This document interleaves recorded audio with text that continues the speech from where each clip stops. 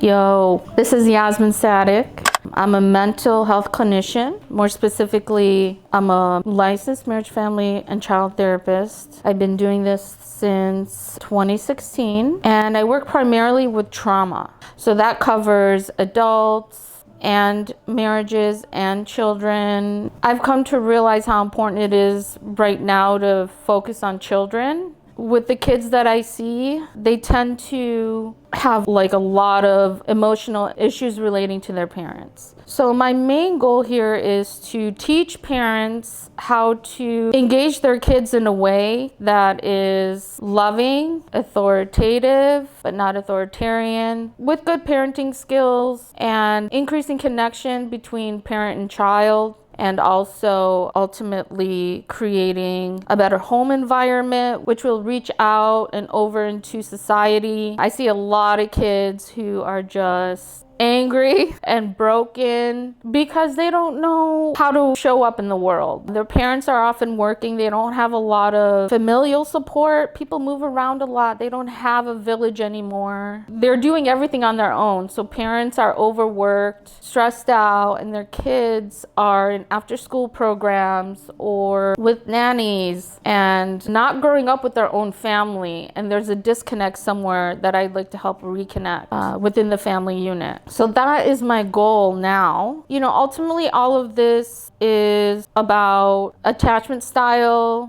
and trauma. We talk a lot about attachment style, and we don't really know where it comes from, where the roots are, not specifically. And with parents who have a lot of blind spots, they may not even know that they're not providing healthy attachment for their children.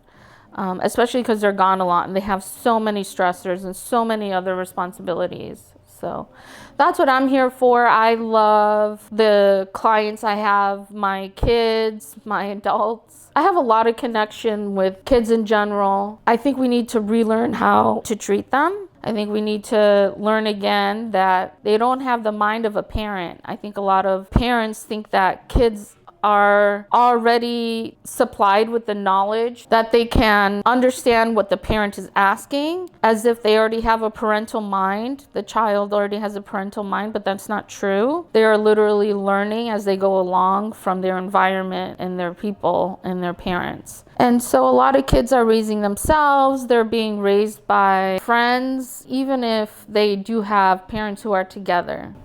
The moment I wanted to become a therapist came from an experience. It drew me in by being around my younger brother, actually, because he would always just call me and talk to me about, his problems and being in recovery and things like that.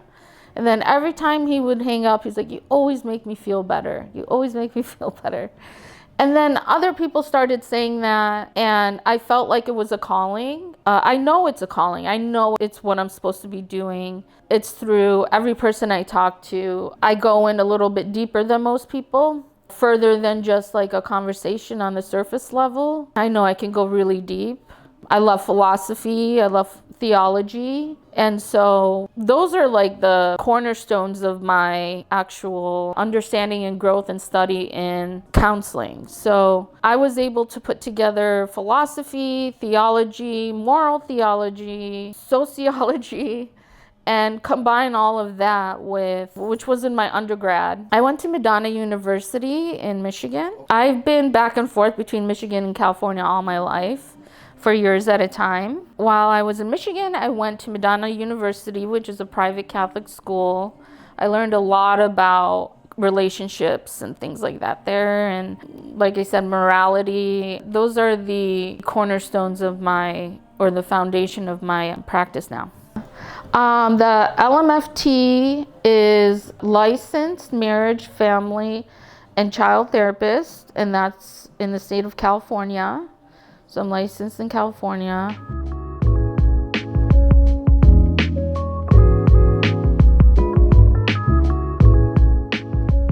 Trauma-focused therapy, it's set around a certification. Well, I'm not certified in EMDR, but I'm trained in EMDR.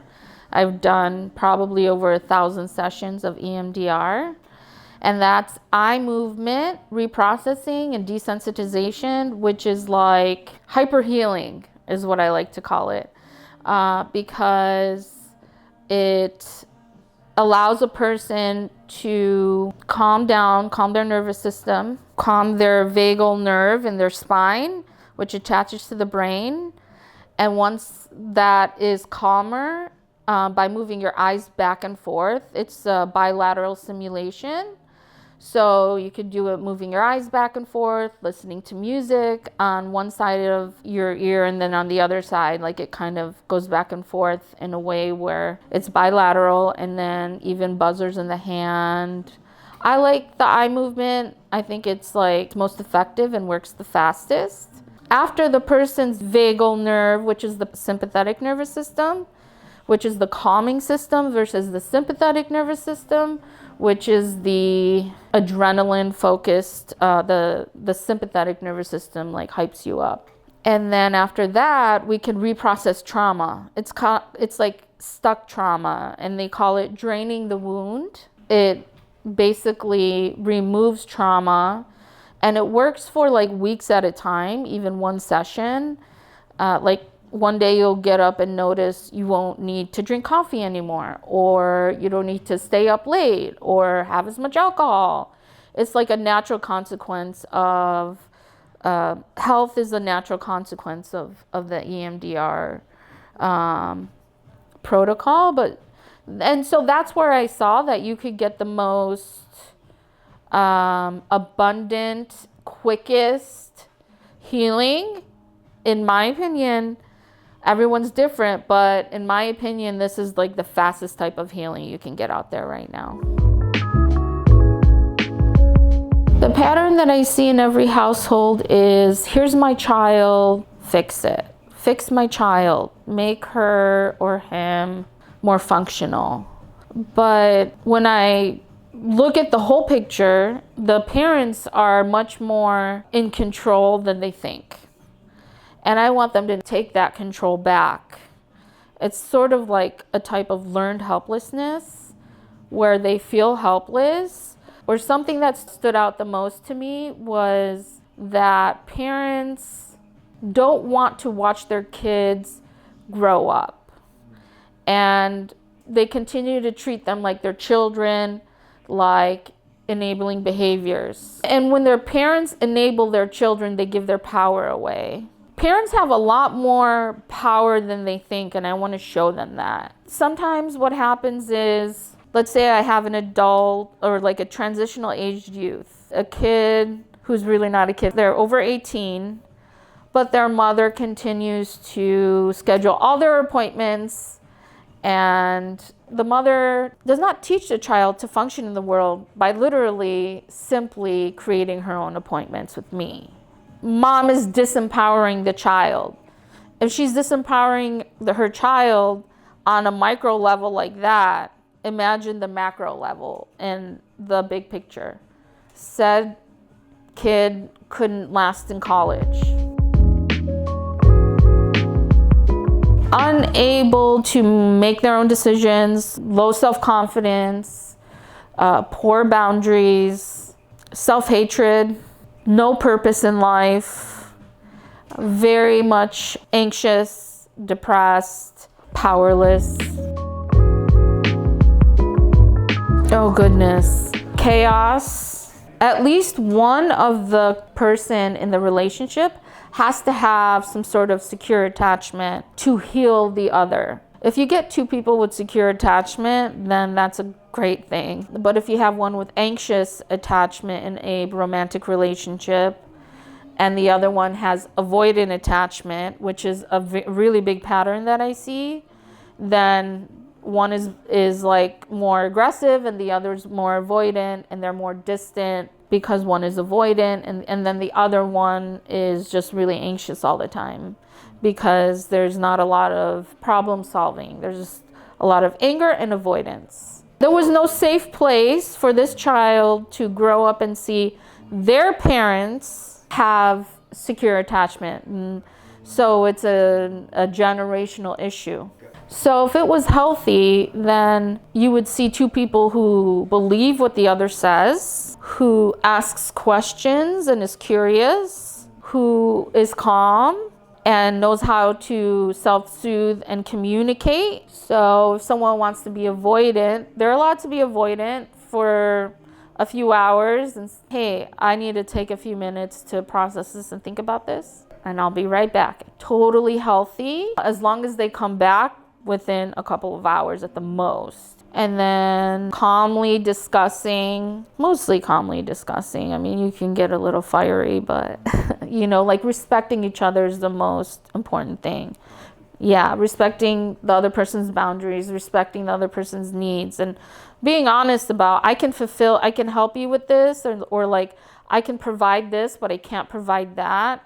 And then you start a negotiation. The compromise, the middle ground, exactly.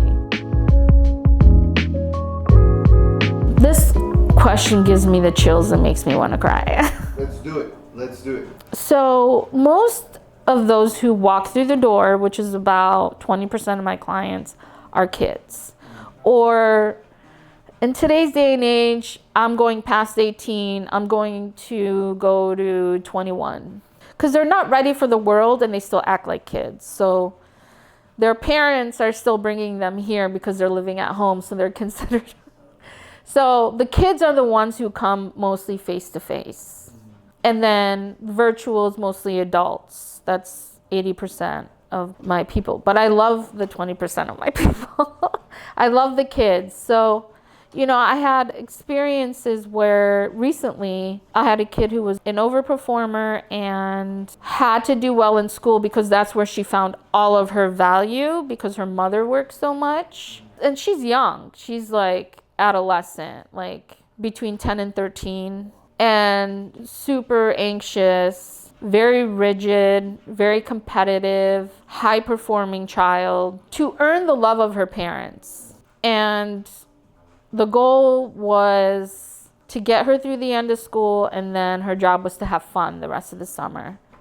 And I told her mom that, and I told her that your job is to have fun for the rest of your life, but especially right now, you have to love everything that you do. And this summer was a 180. Her mom came through. She supported that idea. They've been going to a lot of places, having a lot of fun. They've had some trauma in the past that can't really talk about, but now she's not self-harming anymore, not stuck in her room studying 24/7. She's finding confidence, and she went to take an exam that was both oral and written, and she had to stand in front of a class. And she was like, I wasn't even scared or nervous. Like, she's building her confidence. She's building self-actualization and self-autonomy, So that was beautiful to see. I've been seeing one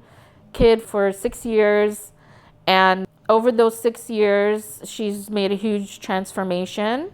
Her parents tried to keep her at home for as long as they could, so they didn't give her a lot of resources in life.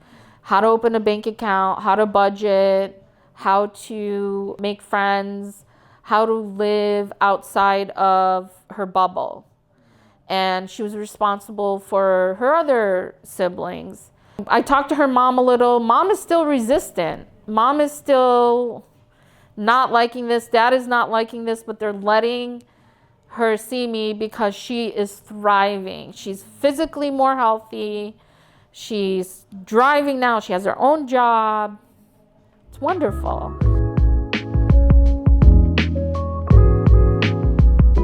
If I could describe my private practice in one sentence, it would definitely be evolutionizing the generational trauma that continues to affect our children and families inside the home. Yeah, that's what I got right now. That's beautiful. Okay. That's beautiful. Thank you.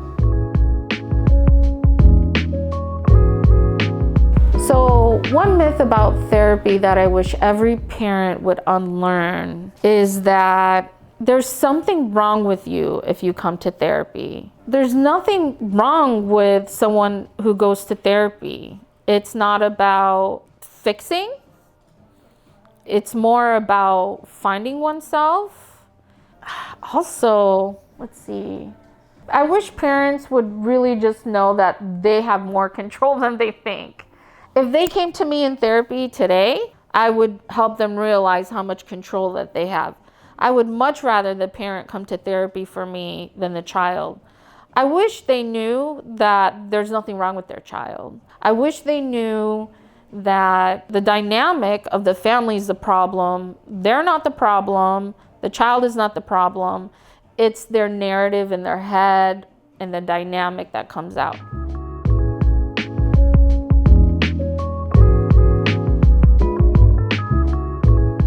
Yes, like you'll feel better. You're scared right now, but you're gonna feel so empowered. You feel disempowered now. You're gonna be so empowered if you go to therapy. You're gonna feel in control. You're going to get to know yourself better in such a beautiful way. You're gonna pass that on to your child. You're gonna have relief. Your stress is gonna go down. Your relationships will be better. You'll be able to advocate for yourself. Because right now, a parent who is not getting along with their kids or their family is abandoning themselves and abandoning their power and their capabilities. Don't be so scared. Life is not as scary as we think. And take the risk. Okay, Take the risk. Risk is scary, but it's a really good way of testing your boundaries and how far you could go. And I just think that every problem is an opportunity. If something doesn't work out, you can still use it as an opportunity for something.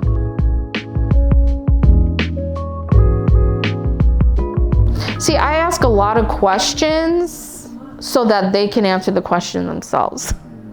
So that's usually my method, or most counselors' method, asking a lot of questions so that they can come up with the answer themselves. But I would actually give them the same answer. Like, they have these wants and desires and fears, and I say, do it anyway. Take the risk anyway. Even if it ends up being wrong, it's okay. It's okay that it ends up being wrong. At least you figured out a big part of yourself. And then, like, what are you going to use it? Use it for leverage, you know? Wow, these are really good questions. There is a book called Thrivers that an amazing woman wrote. She talks a lot about how parents could foster a thriving environment for their kids. And I grew up as a latchkey kid, born of immigrant parents in the 70s, first generation. We had a lot to deal with. Our parents were just trying to survive. So they were in survival mode a lot of the time. So I didn't get to see what it looked like for a kid to thrive. And there were 4 of us, and we had the best time at home, really. We were each other's entertainment. We had so much fun together. But our parents were always gone. And so I started to realize that I idealized my childhood, even though it wasn't like terrible, but I was very anxious. Reading that helped me learn why I was so anxious as a child. So I connected to it. I realized that you don't have to go through bad phases to get better, that you can always be a thriving child. You don't have to experience drugs or going out to clubs and get it out of your system. You don't have to do that to be happy. The goal is for you to not really want that because you're already secure. And so I thought that that was pretty cool. So that really changed my life. At the end of the day, my mission is to reconnect parents with their child in the deepest way possible. Not only do I want them to get along, but I want them to absolutely die for each other. I want them to love each other. I want them to see the capability of what love looks like. Because it could take off. People are dissociated, parents are dissociated. If they can reconnect with their kid, they can have everything that they want. And their kids will be super happy kids. And they won't have to worry about their kids anymore. I don't want parents to worry about their kids anymore. A thriving household would be my goal. Maybe I'm a little out of touch, but I see a lot of like, here's the trauma, learn about it. Here's what, the buzzwords narcissism and borderline and other, personality disorder, those buzzwords, but I want to get ahead of that. I don't want to have a reactionary plan. I would like to have a preparatory plan, a precipitating plan where no one has to suffer with these issues. So I want to get ahead of the problem, and that's what I'm most excited about. So get ready to see my face every day.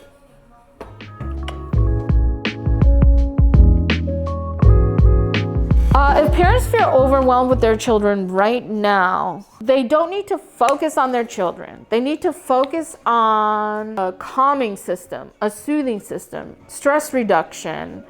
There are a million books out there how to raise children. There is a handbook. There's a handbook for you. There's a handbook for your kid. There's a handbook for your marital relationship. There are endless handbooks. There's so much out there. Listen to a podcast, especially mine. Listen to each other, but have a plan, because you got to start with yourself first. I think a lot of parents are high-functioning depressive. A lot of parents are high-functioning irritable, anxiety. You got to start with yourself, and the natural consequence of that will be a good family dynamic with your children. Because I got my ass beat by a 17-year-old out in the streets because I'm gangsta. Who came to the rescue? You came to the rescue. Finest came to the rescue. San Diego's finest came to the rescue, and they took good care of me, and they're going to continue to take good care of me. Okay, so you heard it today. You heard it with me, Yasmin Sadik. Like, comment, subscribe, because I'm going to give you the best parental advice, and there's more to come. It's going to be really fun. It's really going to help you. And I'm glad you're here today. Let's get this done.